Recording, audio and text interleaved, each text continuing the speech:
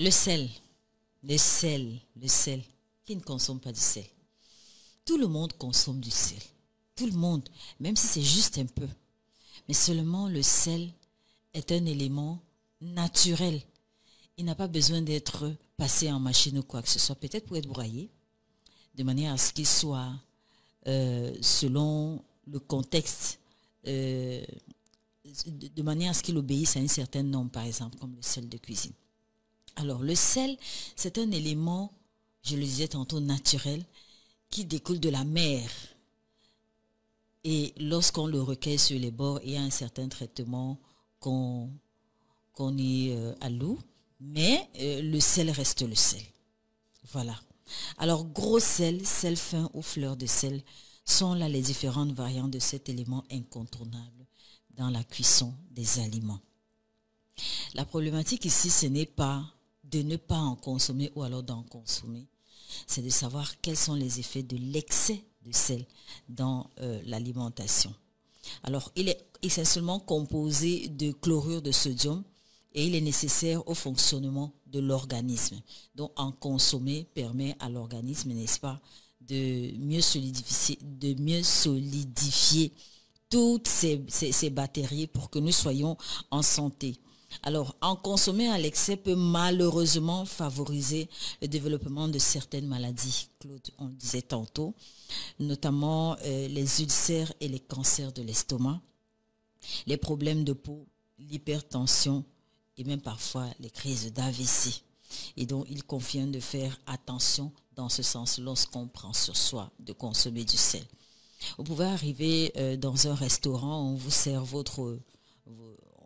on exécute votre commande, mais vous estimez qu'il n'y en a pas assez de sel. En fait, le chef cuisinier qui a concocté ce repas a estimé à son niveau que le niveau de sel contenu dans votre repas est suffisant de façon générale. Et donc, lorsque vous trouvez des petits bibelots contenant soit du sel, soit du poivre, soit du piment, c'est pour que vous, à votre niveau, vous en rajoutez la quantité qui vous sied. Voilà, n'en rajoutez pas de façon exagérée parce que si vous le faites, malheureusement, ça va être une cata. Alors, on peut également avoir des parents diabétiques ou non qui, de manière significative, ne consomment pas ou alors pratiquement pas du sel.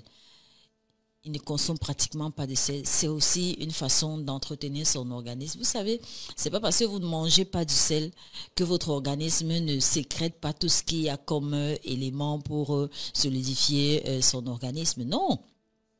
Que l'on consomme du sel ou pas, on est toujours en santé, mais il convient quand même d'en rajouter juste un peu, vraiment, pour pouvoir, n'est-ce pas, ne pas déséquilibrer les fonctions du système sanguin, du système rénal, parce que c'est le rein qui sécrète toutes ces toxines-là et tout le reste. Maintenant, nous sommes en saison de pluie. On aime bien s'asseoir près du pépé soupe de la maman juste en face.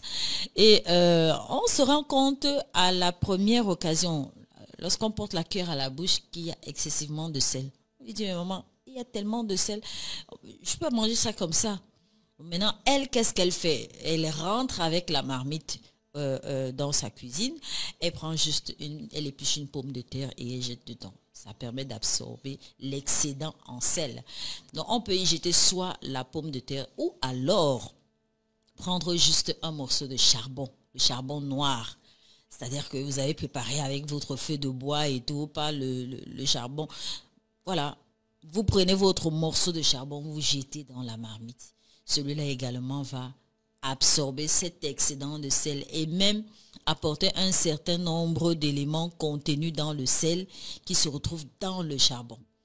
Donc voilà, l'astuce santé, c'est de manger moins de sel ou alors pas du tout, mais de temps en temps saupoudrer ses repas d'un petit peu de sel. Vraiment, c'est la nature qui a fait le sel. Personne ne l'a fabriqué. Consommons-le à bon escient. Voilà.